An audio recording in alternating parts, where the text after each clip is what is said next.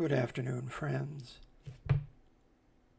It is time once again to ask the question, just what is in my storage locker?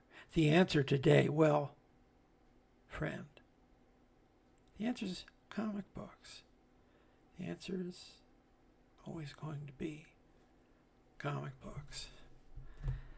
I pick up a fistful of comic books from my surroundings. Most of them have been in a storage unit at some point. So, the concept holds.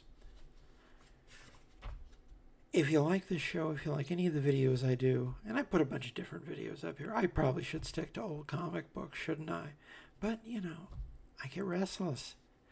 I read a lot of stuff. If you haven't already seen, I put up a whole video just about my dear friend Nukotan. If you haven't seen it, I recommend it highly. This, friend, this is an extraordinarily fun story. Keith Giffen, 1999, one of his, periodic returns to Marvel. In history, the perception is definitely that he was a DC guy, and he was a DC guy. He did the vast, large part of his career at DC, but he also did a lot of Marvel too, never more than on the side. He did a few fill-ins here and there. He would always come in for special projects,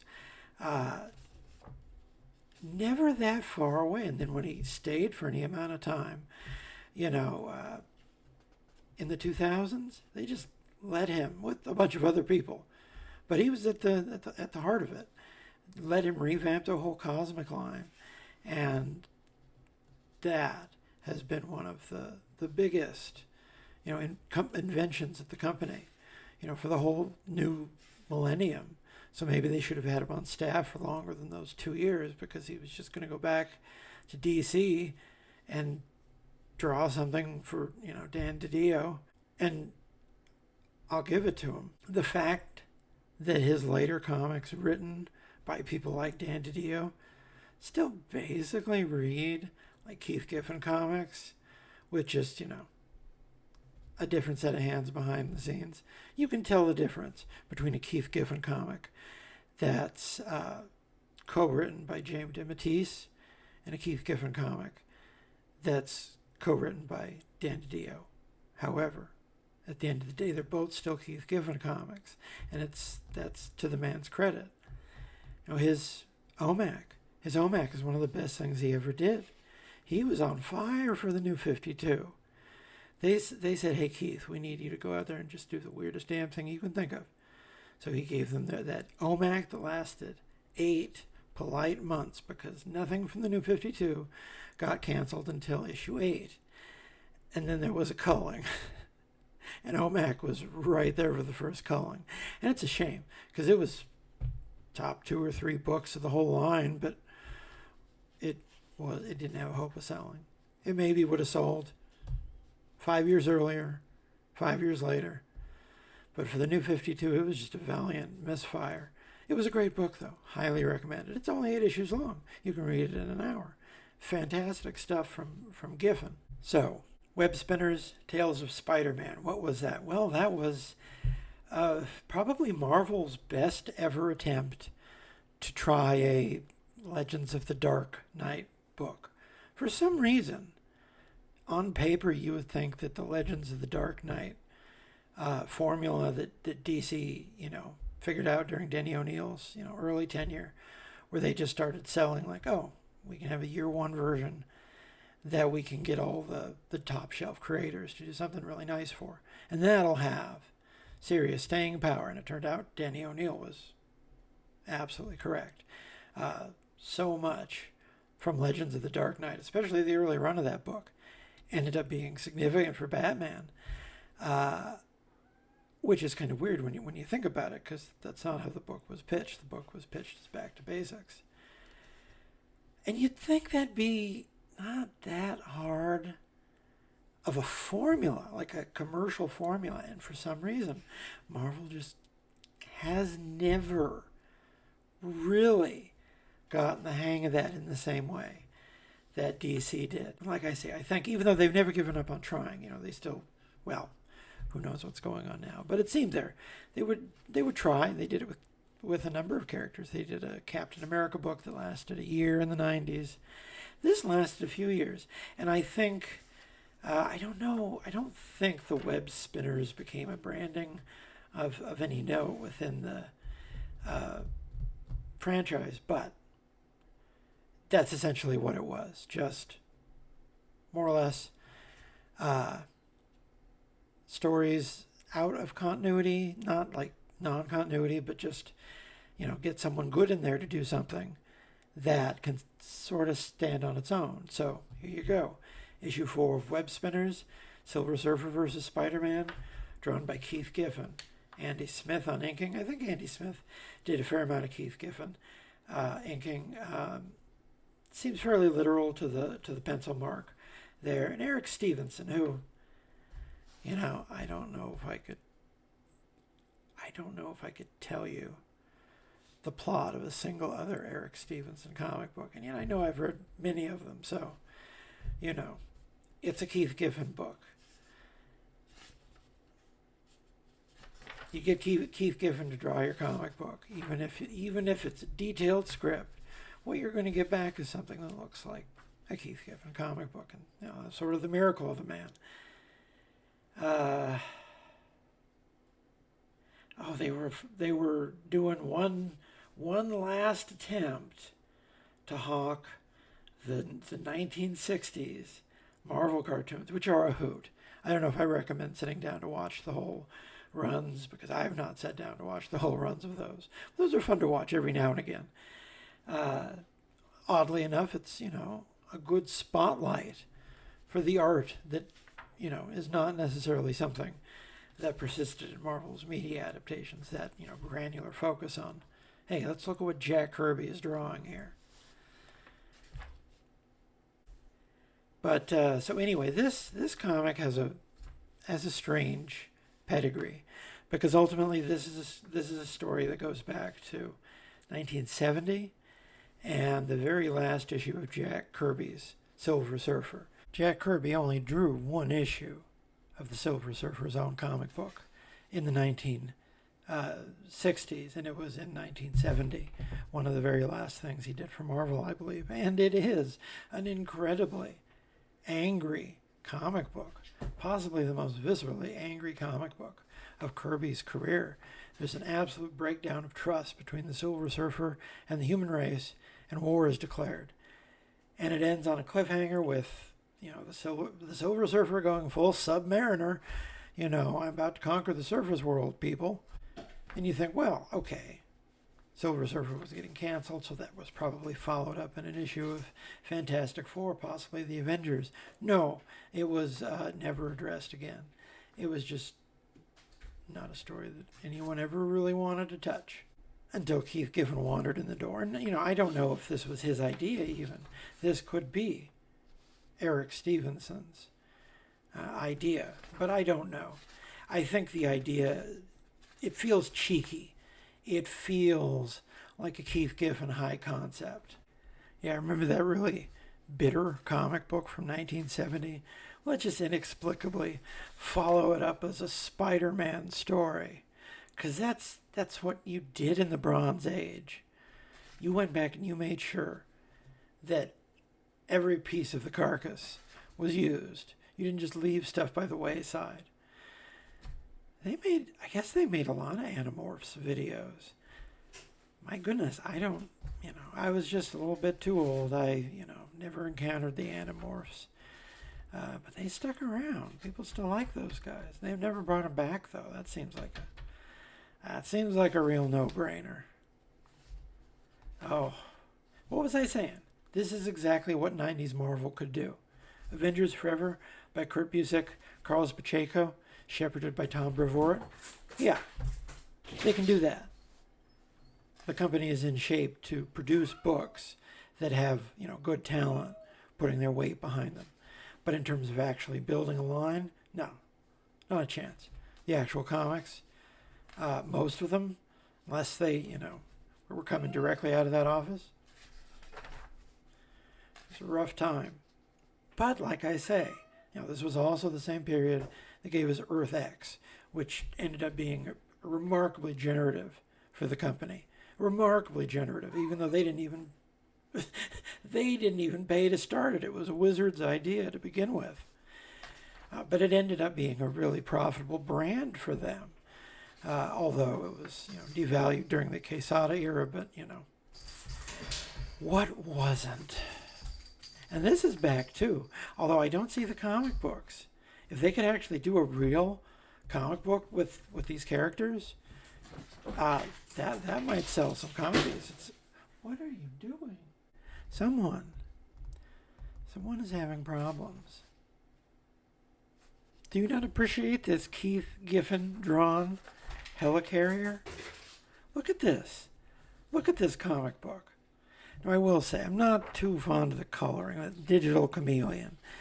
Well, this was de rigueur. It seems... I don't know, man. There's an attempt, at least, I think, to work with a more flat palette because of the setting, the period 60s Marvel, Jack Kirby style. But there's still gradients. It still seems like it weighs down the art. And, you can say that about a lot of Giffen stuff at DC in the 2000s and the 2010s. Well, I don't know. Maybe the coloring has been better across the line. I'll say that. Coloring has definitely seen a maturation. My God, look at this panel. Look at this panel. This could be Wally Wood. Look at this. My God. My God, look at this. This is just, I'm sorry, I'm babbling. Really, we're here to look at what this man can do. So, yeah, the Silver Surfer, he's gone wild. And Silver Surfer, he's a bit more powerful than Spider-Man, just a tiny bit. But they matched up the characters before in the past, precisely because James Denis actually also did a similar setup in his run on Silver Surfer, where Silver Surfer was just, I can't remember what was going on. He was in a bad mood, and he was in Hell's Kitchen. So it was down to Spider-Man and Daredevil to try to do something. And it was actually a really, really good story for all three characters, because it doesn't flinch about the fact that he could destroy them with a snap, but like the Avengers ain't answering the phone. And, that's Spider-Man in a nutshell. If the Avengers aren't answering the phone, it's the same philosophy as with the Fire Lord two-parter we read a while ago. Oh, my goodness. I think I had one Lunchable in my life. It's like a nightmare of food. That seems like something directly from Philip K. Dick. And they've been enormously popular for decades. Do you see what I have to deal with here?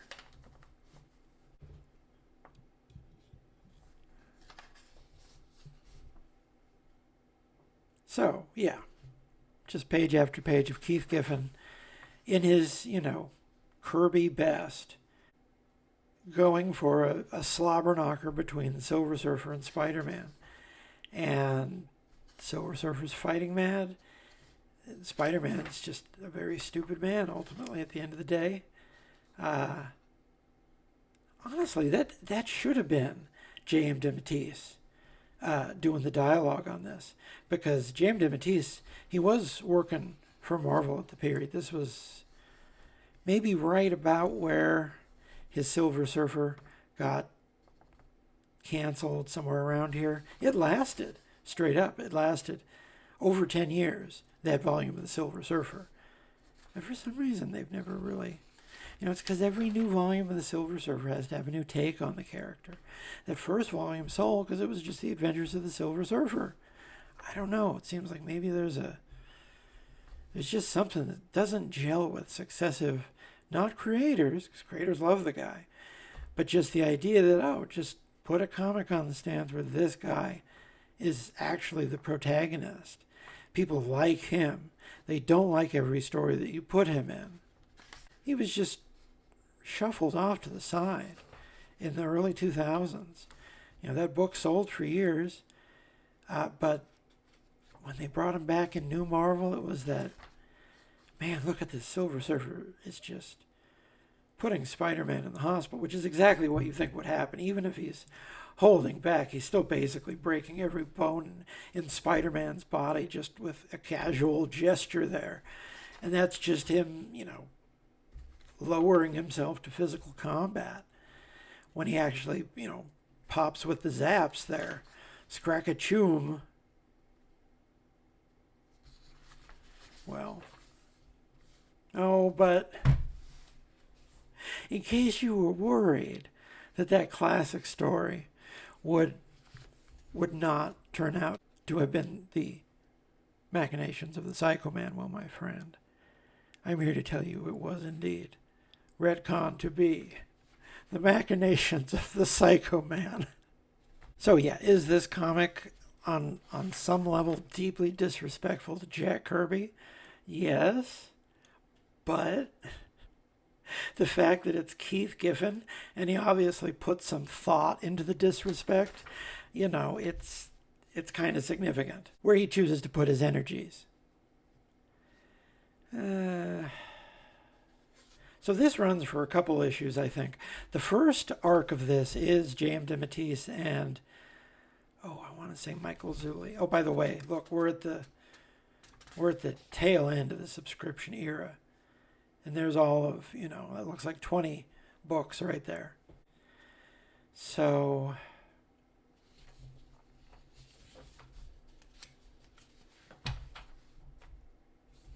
that's closer to the size that the subscription form started in. So yeah, Marvel has just completely cut back. You remember how massive those, early to mid-90s Marvel bullpen checklists were? Just absolutely terribly, ruinously long.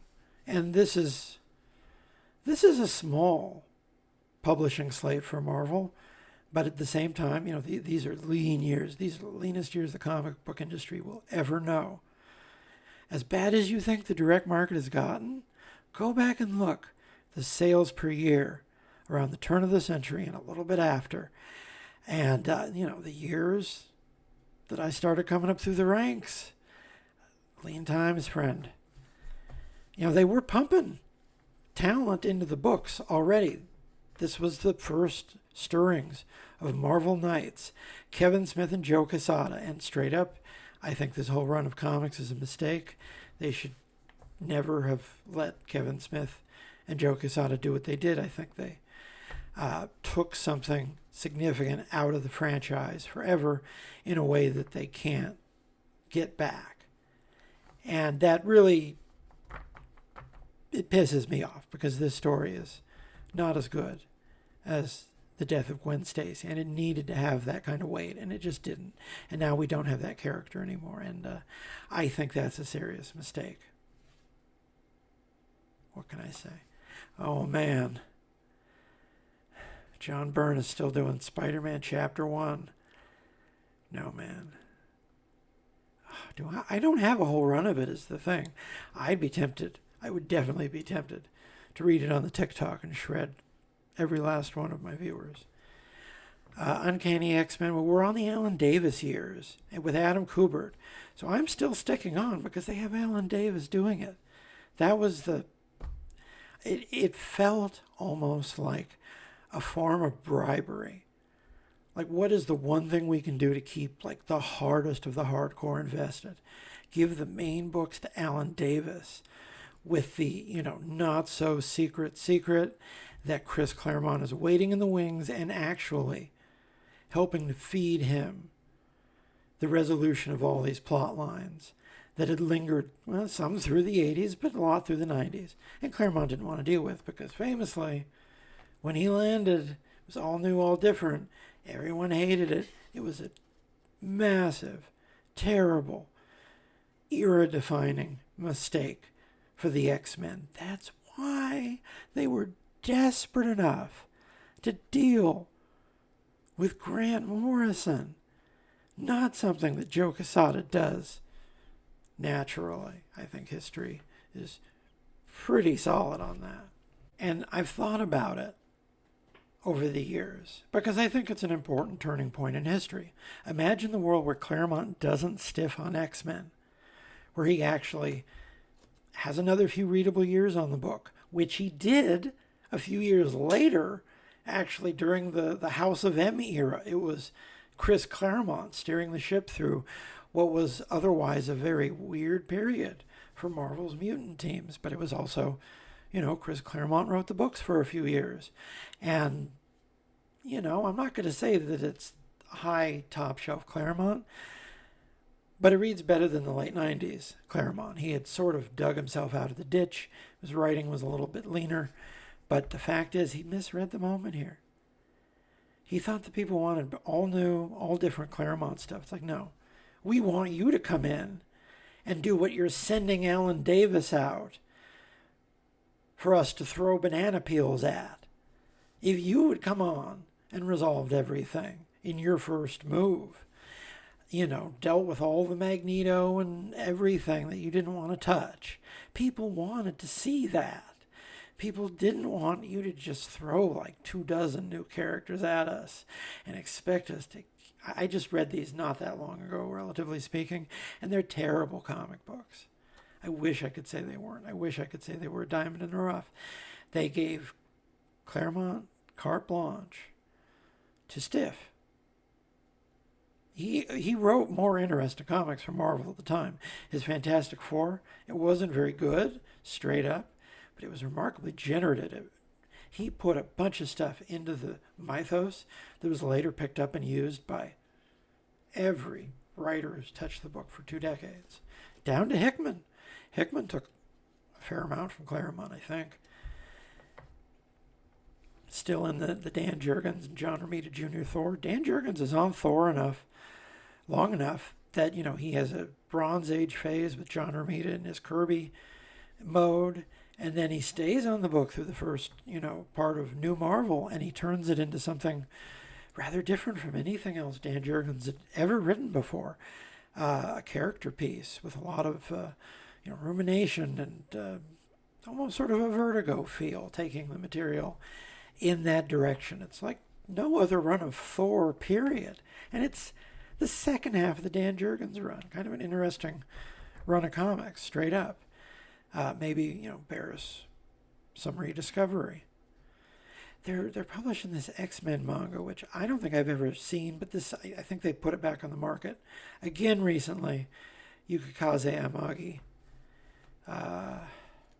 We're right at the prime time of the Joe Casey and Jose Ladron run on cable, which is just the absolute archetypal shooting themselves in the head move for Marvel, because they have this run that is just absolutely on fire. 2 young creators who just happen to be sparking like a pistol, and suddenly Cable is the best book in the line out of nowhere.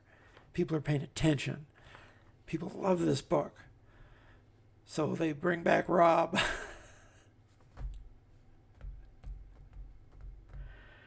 Yeah, that's a hard. Now, to be fair, how long, realistically, would Jose Ladron have stayed on cable otherwise? I don't know the answer to that question. Maybe he would have at least done another arc. I would have much rather had another arc on cable by Ladron than Rob Liefeld's contribution to the 12. All right. And, they're talking about the Black Widow Marvel Knights series, which I think was, in hindsight, extraordinarily important. I haven't. We're doing it on the channel soon. I'm looking forward to rereading it because it's remarkably influential, and it's barely talked about today. Well, Devin Grayson is kind of not talked about either. She wrote a lot of comic books.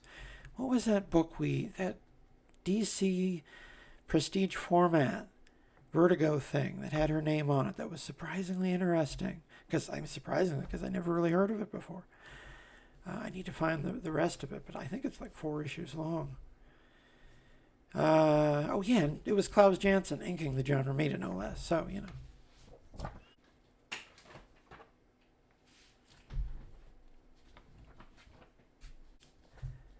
So I think we're pulling from the same pile here, and I'm towards the end of my dalliance with the Superman books. I would dip in and out for the next couple of years, but I think this Dominus period was just where the wheels really kind of fell off the bus.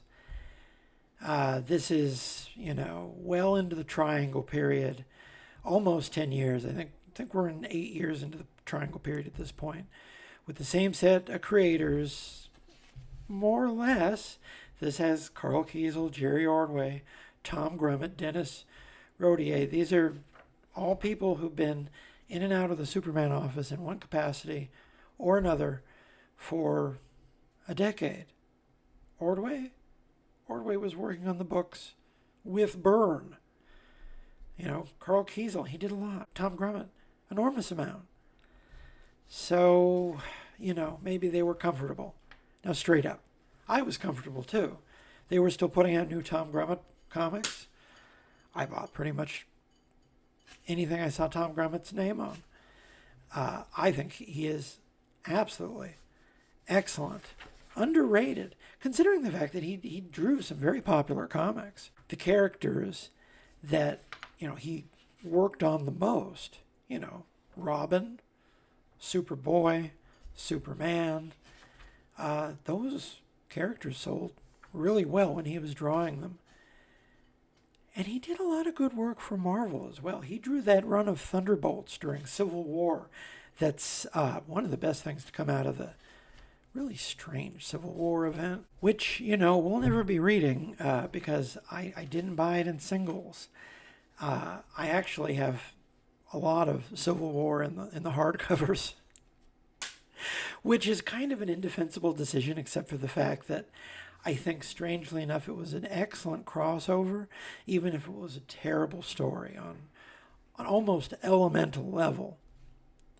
The formal, challenge there seems to have been met in such a vastly, disproportionately successful way that it completely rewired the company. It rewired other companies. People didn't do crossovers for years after the late 90s. People were sick of the crossovers. And they were, legitimately. No one wanted to read them. No one wanted to write them. But then, when things were really dark, what was I just saying about the sales numbers in the early millennium? In their hour of need, they made a dark decision. And the era of the crossover, I would never have dreamed after the 90s that the 2000s would actually come to be so dominated by crossovers.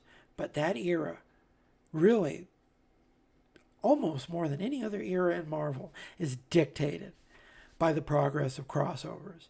I think they've got away from that a little bit, to the point where people just don't really seem to have even that much enthusiasm for the modern crossovers anymore.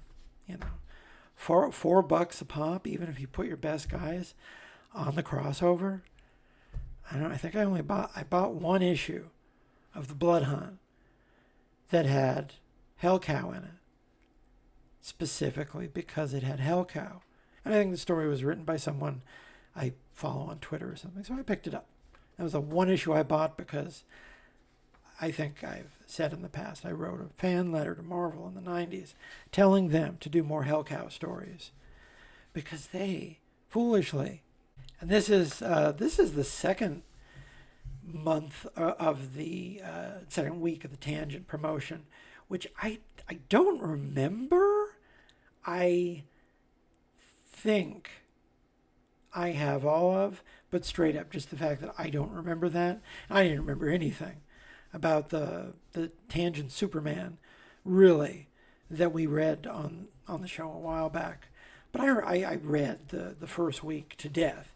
And the second week, I think, was good. But I was just not I was getting to a point in my life where I was needing to back off for a bit. Oh, it's Wave Rider. Okay, maybe they need to bring in some fresh blood. I don't know, does Wave Rider have fans? He's just like a sign that this is what the plot is going to be about, is whatever the hell he has going on. This was, I remember, I wanted to see this. I was enthusiastic about the first part of the Dominus storyline because they pitched it as each of the 4 books split into historically distinct eras of Superman's development. So there was a Golden Age Superman that Bogdanovich drew, and a did Tom Grummett do the Silver Age one? There was a future one, and I can't remember what the 4th one was. Like I say, there were highlights, but on the whole, it maybe felt like the kind of idea that was a good idea on paper, but maybe just needed different hands to see it through, because it just was kind of tepid. And looking back, it was all built to introduce this character Dominus, who is a cosmic world beater. And, they spent a good part of a year pushing this guy, telling us what he was all about, and, injecting him into Superman's life. And I remember thinking at the time, like, this should be my bag, but this is just not doing it for me. Man, I said it before, these Fruitopia ads, how much did they offer Al Jaffe that this was the rational alternative for that, fold-in ad? So this is towards the end of DC's insistence throughout the 90s that there was a market for, fourth world stuff. And, they kept a fourth world book on the market for pretty much maybe a decade and a half. Low selling, constantly rebooted, but they did. And then they just sort of gave up after a while. And to be fair, that was probably, the better part of valor in the instance, because the best run of the whole line, there was some Steve Root at the beginning and some Marshall Rogers as well at the beginning. But other than, I'd say that the best part of that initiative was towards the end, where you had the Walter Simonson Orion, which is a fantastic run of comic books, beloved run of comic books. So yeah, I probably have this because this is one of their Secret Files books, which ended up just being sort of like the Who's Who plus some of the gallery content. It's kind of a strange hybrid, and maybe put a couple bonus stories in it. It ended up feeling generally like, you were getting your money's worth for it at the time. But, the Superman books, that just wasn't where anything, it wasn't the center of gravity for anything at the time. I think kind of like Batman, the weird thing about Batman's history, kind of like Superman, and there's only one time in the history of either character that their portrayal in JLA was the most popular use of that character and, dictating down the line how the character would act. The only time that was ever JLA for both characters was Grant Morrison. And definitely Grant Morrison's use of Superman and Batman in that series, not just what they returned to work on themselves, which ended up being significant for both characters, but it made what was going on in these books, creators I like, drawing an attractive comic month to month. You could buy this comic telling yourself, well, it still looks great, and I like these creators. Because I wanted to go back because I realized I didn't point it out. But this is just a sign of what you're getting with Tom Grummett. There's some physical comedy here with her hair. She's just getting out of the shower, and her hair's all wet. And then Superman blow dries her hair. And it's really cute. It's the type of, material you can get out of a married Superman. It's why married Superman fundamentally works a lot better than married Spider-Man. I know there are some creators who don't like either marriage, but straight up. And it depends on artists who can sell you on these two characters as two people who enjoy sharing living space. And straight up, that is definitely something you get from this marriage when it's written well, is that these two people just genuinely like and appreciate each other. And it doesn't make any sense for them to not spend all of their time together. And that's the resounding message of the franchise. And that, I think, is, something the 90s creators, they sold the engagement. They sold the marriage earlier than they would have wanted. But honestly, in hindsight, they should have got him married in 1994. They probably waited. They think they did it too early because they were doing it with the TV show. But in actuality, if you look at the books, they probably should have done it instead of, the trial of Superman or the death of Clark Kent. If they had got married, that would have been a much better use of that anniversary issue than the death of Clark Kent. But, campfire kindling would be a better use of the death of Clark Kent. This was better than the death of Clark Kent. Oh, the Dome, Dave Gibbons. I need to track these down because people joke about the Dome because Dave Gibbons did the Dome for DC for their Helix line years before Stephen King had the Dome. But I don't know anyone who's ever read it. He's written a lot of comic books. They're usually pretty decent. So, yeah, it's, Superman going around doing Superman stuff. With Wave Rider. Still getting the 4-book combo here.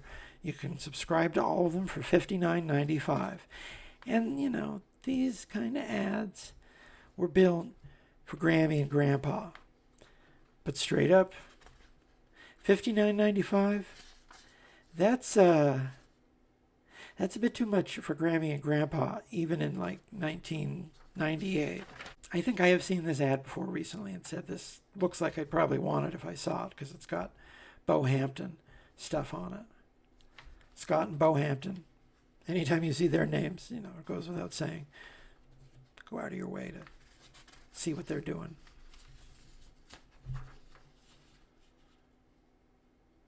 So, yeah. And you get 2 pages of letters. Love the 2 pages of letters, although this is only really a page and a tiny bit. But they were selling this Martian Manhunter series, which was also the most successful, the longest running, and the best Martian Manhunter solo series. And this did not last as long as they wanted it to, but they still got a few good years out of the Martian Manhunter in the late 90s. And they did it by throwing, John Ostrander and Tom Mandrake at the problem. Is it top shelf, John Ostrander and Tom Mandrake? Honestly, in a few places, it's pretty good. Oh, and this ad. I didn't even watch this show at the time, but everyone knew who she was.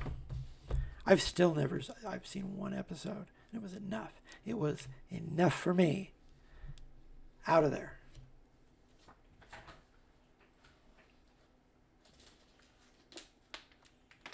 All right. Let's live a little. Let's read Red Sonja, She-Devil with a Sword, number 2, from 1983 in Marvel Comics. Friends, this right here, this is as gorgeous a comic book as you are likely to find on this planet. Look at this cover, just right off the bat here. Mary Wilshire, she was most closely associated with the character through the 1980s. And she had a fairly decent-sized run of Red Sonja, considering she did a number of this volume and I think another volume. And she was a remarkable talent. I don't think she's not dead. But in terms of her work for, this classical period in Marvel, she was kind of a dark horse, because she was off to the side drawing a Conan book. And, the Conan books, they always sell pretty well. Red Sonja, they got a couple years out of her on a bi-monthly schedule, which, pretty good for Marvel in the 80s when, Conan was selling pretty well still. He could support spin-off books because he had a movie, multiple movies. Now, how much better off would they be if they could have made a second good movie? But, that's neither here nor there. Anyway, interesting name on here. Larry Hama, editor. He put together some very readable... What are you doing? Interesting to see the name of the editor on here, Larry Hama. He put together some very readable Conan comics. And this is Tom DeFalco script. Early in his career, he's, I think, already, an editor. So he's, picking up odd jobs here and there. This is, I think, before, maybe like a year before he takes over Amazing Spider-Man, somewhere around there.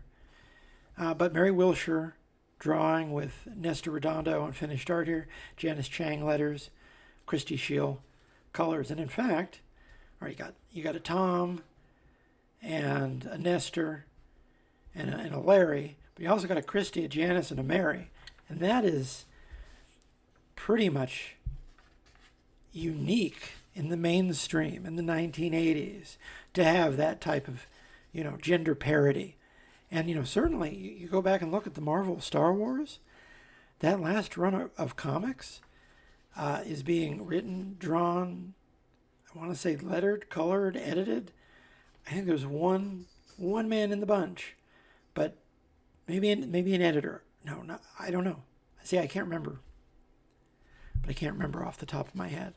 But it's really a remarkable run of comics. Interesting run of comics that not a lot of people read, but ended up being remarkably influential. Anyway, that was, part of what Marvel was doing in the early 80s.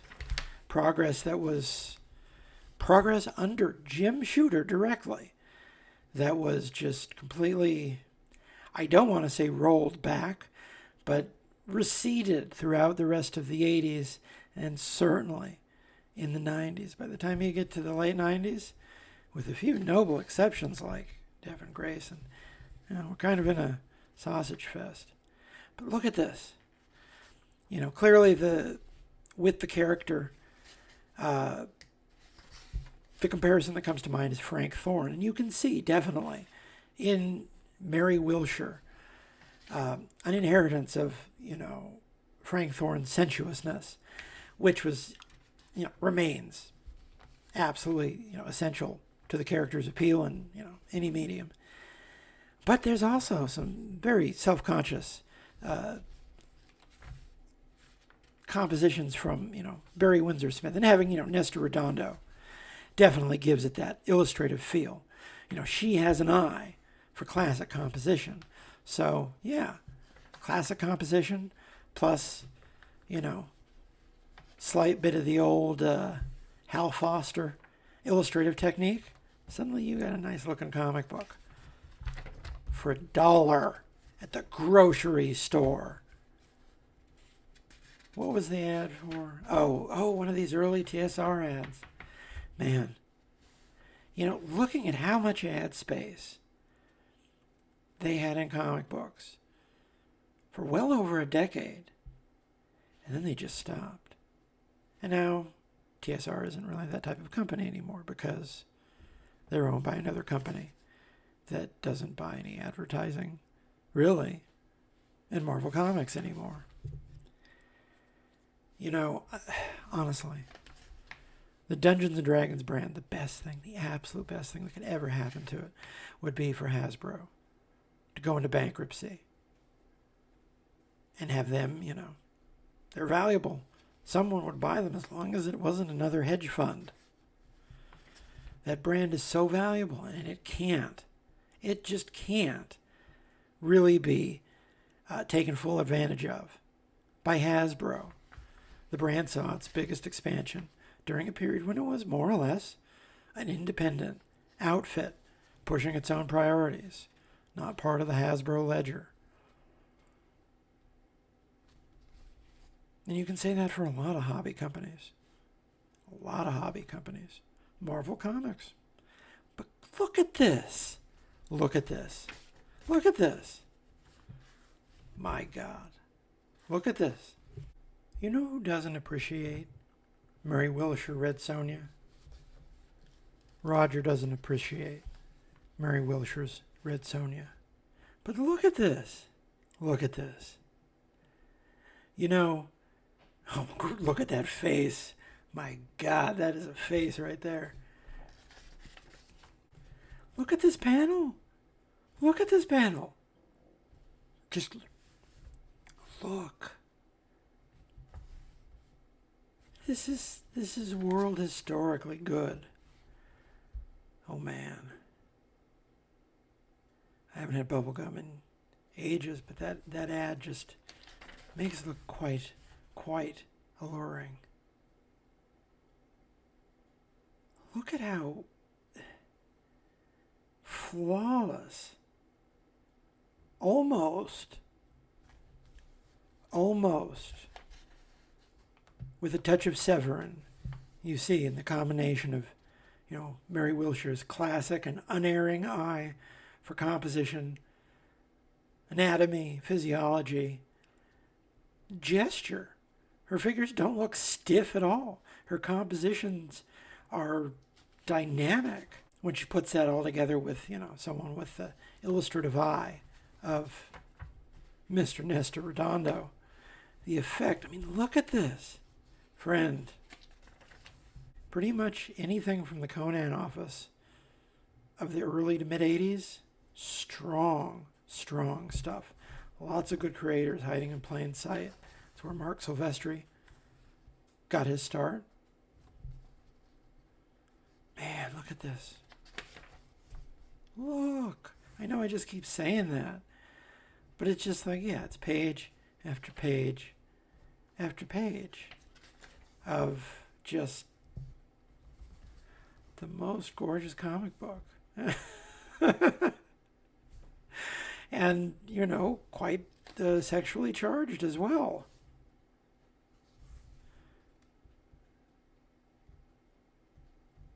Oh my goodness. Yeah, like Tom DeFalco After Dark here. Is this, this has the code on it. Cobra's looking for a few bad men. Nice trimpy art on that G.I. Joe Parker Brothers ad. I've never heard anything about that game, so it must have not made a huge splash with people. Just look at these expressions. That's someone that has spent hundreds of hours in their life just drawing faces. The way faces move, the way faces look, expression. My goodness, just look, page after page of just interesting character.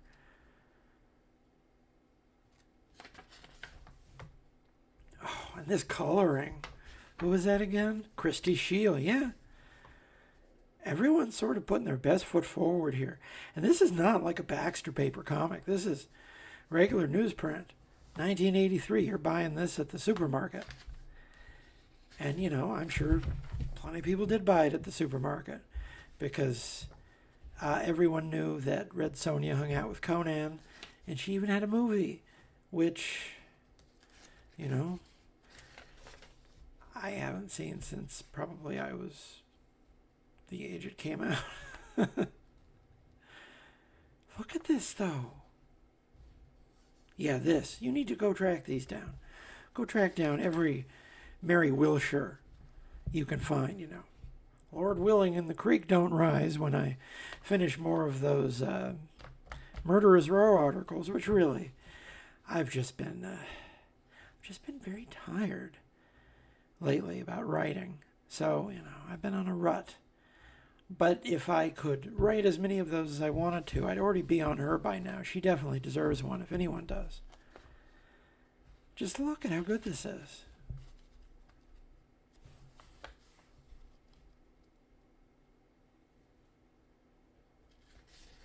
This is next level stuff.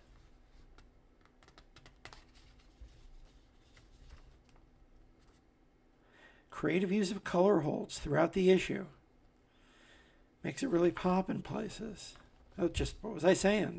That moon up in the sky there gives it an eerie quality. Really visceral battle here between these two women trying to stab each other. Fantastic. And this guy shows up. I don't know what's going on here. Oh, yeah. Oh, yeah. That disturbs the cat when I say that. I'm just reading the page here. Oh, yeah.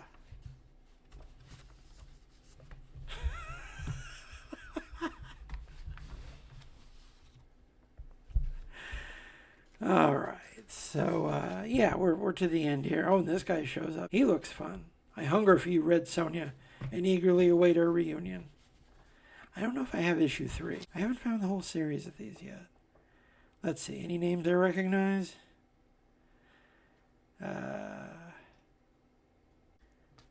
So, yeah, Larry Hama, he definitely did what he could to fill his books with good creators.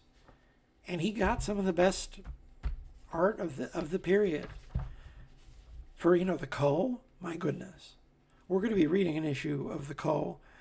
Another issue, because we read some Cull before on the channel. Just excellent art. Hi, I'm Karl Potts. So yeah, Tom DeFalco just got promoted to executive editor. Karl Potts follows Milgram as editor of the Defenders, Doctor Strange, and the Hulk. Oh, they're talking about the assistant editor's month to come. First issue of Cloak and Dagger. I know I keep saying we're going to cover that on the TikTok, but straight up, I didn't have a copy of Cloak and Dagger #1. I have located a copy of Cloak and Dagger #1. So we will be reading this at some point. I'm very much looking forward to reading that on the show. Extraordinarily important series for the history of the next 10 years of comics right there. We're just kicking into the high gear with Roger Stern on the Avengers. He's going to be on the Avengers for a while, and he's going to be a stabilizing force that keeps the book very readable through what are objectively some rough times at the period, but it's never not readable in that period. In fact, the Masters of Evil saga, where the mansion is demolished, that's still like 2-3 years down the road from here. So yeah, Marvel Tales is just reprinting the Stan Lee and Steve Ditko stuff again in the early 80s. And they're going to move on to the Lee and Romita. And it was the Lee and Romita Marvel Tales that I started buying. That was like my first Marvel book that I actually started buying irregularly. What if the Submariner had not lost his memory? Early Mark Silvestri work there. Kroll. Oh, who did they get to do their adaptation of Kroll? They probably got someone halfway decent to draw this Kroll Marvel Super Special.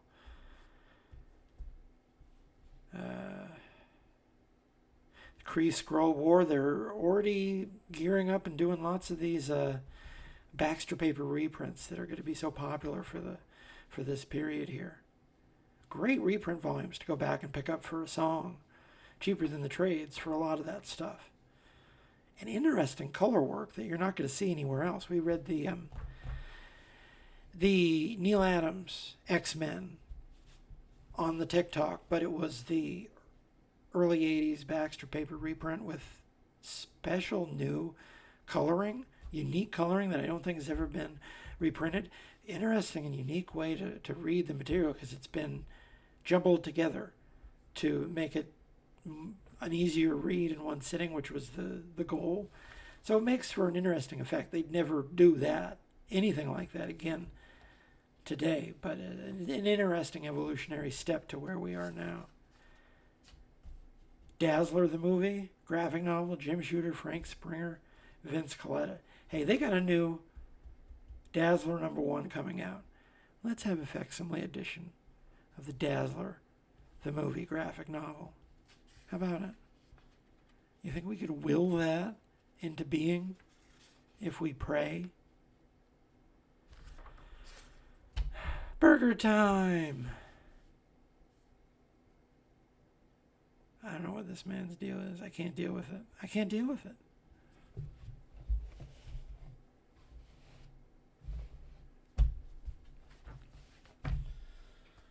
All right. Well, we made it through 3 comics. That's not so bad considering I had massive technical challenges. I had to buy a new cord because they can't sell you a cord that doesn't break. What is the point? What is the point of anything if they can't even sell you a cord that won't break after you use it for 6 months? I know, I'm old. Check out the Comics Journal Best of 2023. It's got an essay by me about Dan Clowes and 9 other excellent pieces of writing about new comics last year. Highly recommended.